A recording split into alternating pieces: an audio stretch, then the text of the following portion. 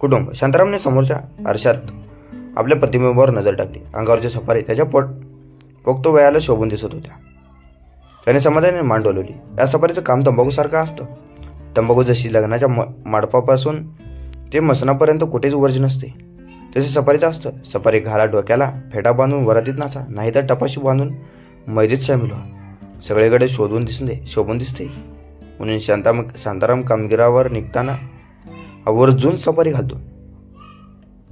तसे शांतारामाने काम याचं व्यस्त प्रमाण आहे. पण पोटाची आग आणि घशाची कोरड त्याला कामगिरात जाण्यास भाग पडते. शांताराम सडपाटिंग माणूस. बायको असती तर 4 घरची भांडीधुंडी करून त्याच्या पोटापाण्याची सोय तिने केली असती. पण देव आडालं. त्याच्या कामगिराच्या लेखनाने लग्नाची दार बंद करून टाकली होती. पोटापाण्यासाठी बिचाराला चोऱ्या कराव्या लागायच्या आणि चोराला बायको कोण देणार. पण त्याच्या आता काहीच वाटत नव्हतं. घर, बार, बायको, पोरं, संसार यापासून तो मुक्त आणि त्यात तो समाधानी पण होता. कोणीतरी धनदंडना काही गरीब कुटुंबाच्या काही पोरींचे लग्नाचं लावून देण्याच्या निमित्ताने स्वतःची प्रसिद्धी करून घेणार असल्याचे गावभर लागलेल्या फ्लॉक्स बोर्डवर सांगत होते. शांतारामला ही संधी खुणावत होती आणि तो सोडणार नव्हता. काही माल तर लागणार राहत होता, पण गोडवाचे जेवण वनास भूमिमंडपात उभारण्यात आला होता. मुख्य प्रवेशद्वाराच्या कानापर्यंत थोबडात फटकेलं उमरट चेहऱ्याच्या माणसाचा हात जोडून पांढरशुभ्र कपड्याला 12 फुटी कटावट बोर्ड स्वागताचा उभा केला होता.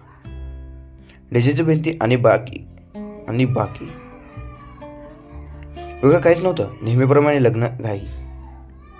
माशाची वर्दळ ते फेटे बांधणारा 1x2 करून फेटे बांधत होता. वक्तीच कोपऱ्यात फेट्याच्या चावळीच धरून जवळ एक पोऱ्या उभा होता. शांतारामने लगबरी फेटेवाल्यासमोर खुर्ची गाठली. कोण फेटेवाला विचारले. मामा.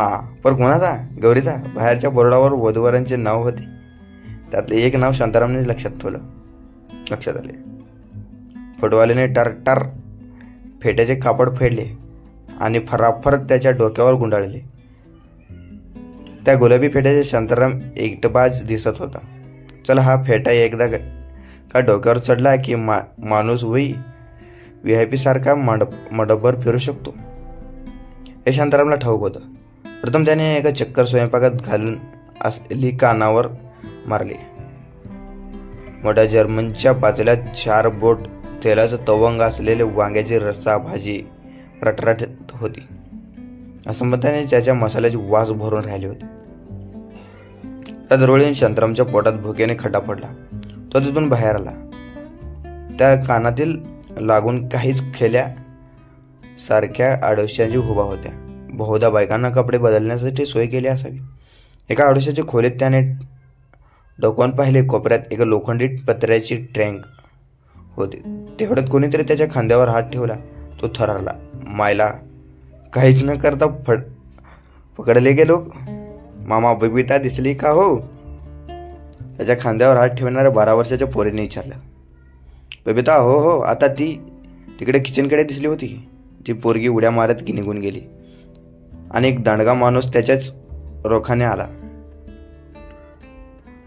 त्याच्या अंगावरच्या पांढराशुभ्र फक्क खळखळीच्या शर्टावरून तो कार्यक्रमातील एक कार्यकर्ता असावा हे शांतारामच्या लक्षात आले. पाहुणं, इथं काय करताय? तिकडे लगीनच लागायचं. दंगल उसळली आहे. चला. अहो, इथं कोणीतरी पाहिजे. सगळे लग्नाचे गुंतले तर या सामानाकडे कोण लक्ष ठेवणार? हा, ते बी खरंच आहे की. असल्या पब्लिककडे कार्यक्रमाचे चोट्टे घुसल्यात. तुम्ही ठेवू नजर. मी जातोय मांडवात.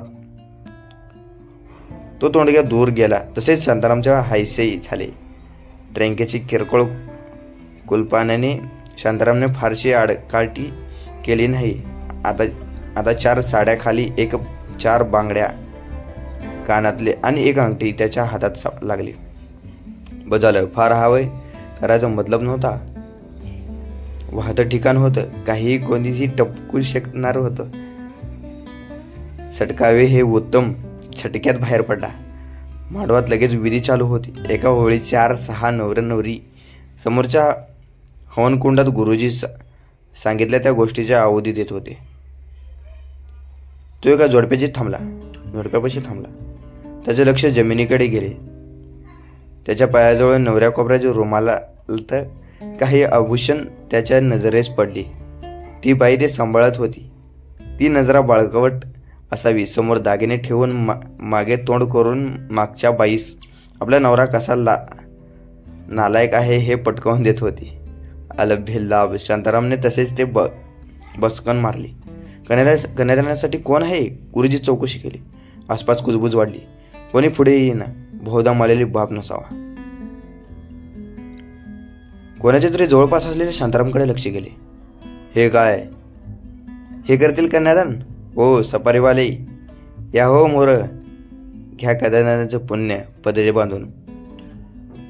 सगळ्या नजरा शांतारामकडे वळल्या.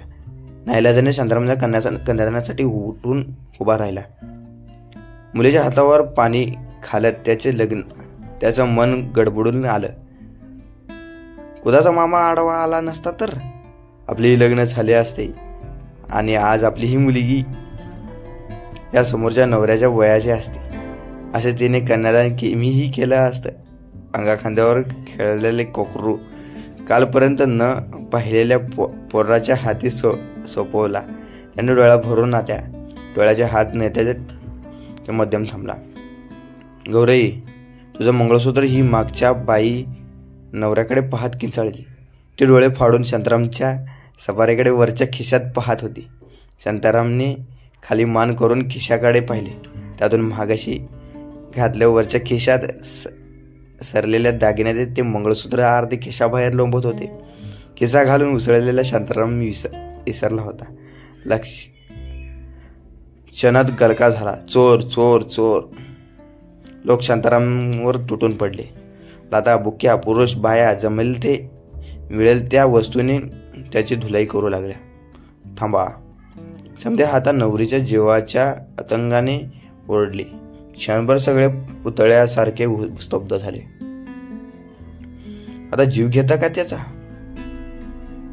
पोलिसांना बोलवा. असल्या भड्यांचा मारून भुगा करायचा पाहिजे. अरे कायदा हाती नका घेऊ. मी नसते त्याचं कर. तोर पोलीस आलेच. पोलिसांना शांतारामच्या ताब्यात घेतला. त्याचा मागचा फेटा दूर विस्कटलेला पडला होता. सफारीच्या चिंध्या अंगावरच्या लोंबत होत्या. त्यातून त्याची पटकन भोपळीकडी बनियाने दिसत होती. तो खाली मान घालून उभा होता. पोलिसांनी त्याची झडती घेतली. सगळे दागिने जप्त केले. या सगळ्या वस्तू तुमच्या आहेत का? त्याने गौरीने विचारले. तिने एकदा त्या दागिन्याकडे निरखून पाहिले. वय माझ्यावालेच आहे ते. तुमच्या आज लग्नविधी झाल्यावर ठाण्यावर येऊन या भामट्याच्या विरोधात तक्रार नोंदवा. तोर हा मी यातला सोबत घेऊन जातो. लग्न येते लागलंय. आहेर आम्ही याला देतो. त्याची गरज नाही. माझी कायदे पण तक्रार नाही. सोडा त्यासनी.